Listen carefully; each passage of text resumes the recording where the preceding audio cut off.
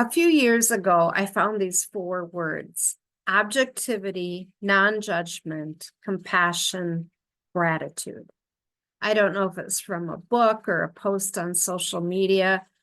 I just resonated with these words. So if anybody remembers where they might be from, let me know so I can give the author credit. I've added a 5th word to that, and I'll share that one at the end. I write these 4 words weekly in my calendar. I have a planner that has a monthly page and 4 weekly pages. And I write it at the bottom of the planner every week. It just helps me remember to always be in a place of love and to let my opinions go. Now, the first one is objectivity. Think of everything as being neutral. Stuff happens. Stay in the flow. And things actually happen for a reason. You've been shaped by your past experiences, and it all brought you to where you are at this moment. So remember to look at the big picture, to be in the flow. What's the best answer for this moment, for what the problem is? Just look at it as a problem to solve. And do you get stuck at all?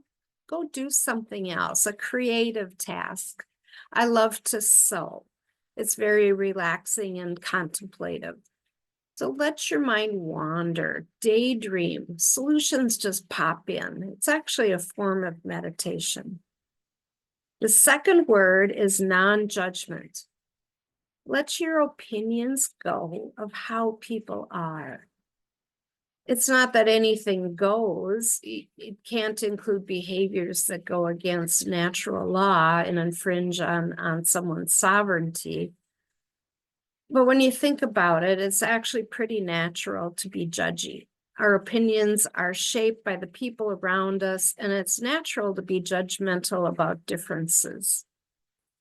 In my younger days, many around me were judgmental of others, and people can hold very strong opinions. If what they think you believe doesn't fit with what they are certain to be true, some great divides can be created. And it's human nature to evaluate and determine whether it's positive or negative or neutral. And how this turns into an issue that affects our well-being is when we hold on to these judgments. We become rigid, and divisions then are really much harder to soften. And if I have an opinion, how somebody dresses, what music they listen to, how they manage their quirks, how they spend their money, it's my opinion. It's just that, my opinion.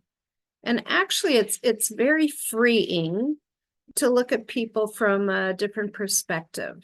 They came to Earth at this time to experience what they choose to experience. And why does my judgment carry weight on what they want to experience in this lifetime? It's actually very ego. I can just choose to be in their field or create distance if it means that much to me. My third word is compassion. It's a strong feeling of empathy for the suffering or bad luck of others, and also there's that wish to help them that adds on to the empathy. You can offer support just with simplicity and honesty. Give them tools so they can be self-sufficient and sovereign. It's not about drama or ego. Compassion comes naturally when you lose your overinflated sense of self-importance, is a quote by James Pierce. And actually, my own personal motto is speak with love, act with kindness. It's just simplicity itself. My fourth word is gratitude. Find gratitude in every circumstance, especially if you're struggling with keeping a sunny attitude. If sadness wants to overtake, look around you for something to be grateful for. Thornton Wilder said, we can only be said to be alive in those moments when our hearts are conscious of our treasures. So being present, experience that moment and then treasure it. And I love this quote by Ralph Bloom. There is calmness to a life lived in gratitude and quiet joy. And the fifth word that I decided to add, I write this out every week in my calendar, is beauty. See beauty in all things. And one would think if all's going well, it'd be easy to see beauty in things. But do we? Again, be present. Take the time to appreciate and focus on the true beauty in nature, in the smile of a child, in the love shown to you by your friends. It's tougher to see beauty on the days things are not going so well, when you feel heavy or sad or frustrated. Take that pause. Look at the situation. Look around you. Find beauty. It's there. Look and remember. If you're deeply missing someone, think of a fond memory. If I'm missing one of my granddaughters, I will think of when she runs up and jumps into my arms for an uppy hug. Hold the beauty of that moment in your heart. See beauty in nature.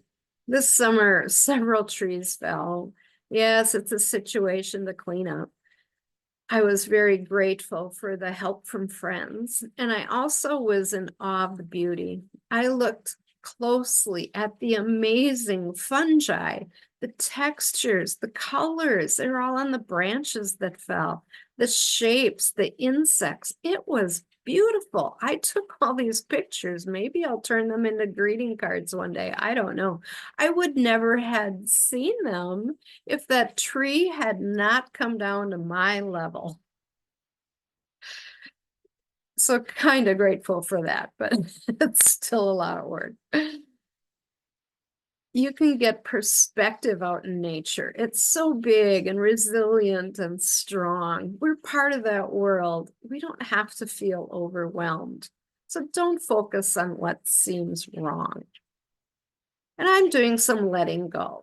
I know things will work out eventually. I'll work on my divine purpose. I'll allow space, some time, and hold unconditional love in my heart. And until that day, I look at each moment with objectivity, non-judgment, compassion, gratitude, and beauty. With a quiet joy, I care for body, mind, spirit.